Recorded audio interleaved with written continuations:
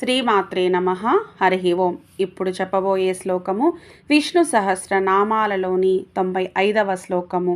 ఈ శ్లోకాన్ని శతభిష నక్షత్రం 3వ పాదం కుంభరాశి వారు ప్రతినిత్యం పఠించినచో సకల దోషాలు గండాలు ఆపదలు తొలగి జీవితంలో అన్నింటా విజయం పొందుతారు.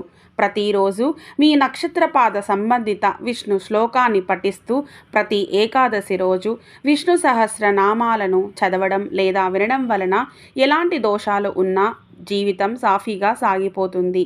శతభిష నక్షత్రం 1, 2, 3, 4 పాదాలు కుంభరాశికి చెందుతాయి. శతభిష నక్షత్ర అధిపతి రాహువు. గణము రాక్షస గణము. లోకము అనంతో హుత భుగ్భోక్తా సుఖధో నైకజోగ్రజః అనిర్విన్నః సదామర్షి లోకాధిష్టానమద్భుతః. అనంతో హుత భుగ్భోక్తా సుఖధో నైకజోగ్రజః అనిర్విన్నః సదామర్షి లోకాధిష్టానమద్భుతః. అనంతః హుతభుక్ భోక్తా సుఖదః నైకజః అగ్రజః అనిర్విన్నః సదామర్షి లోకాధిష్టానం అద్భుతః.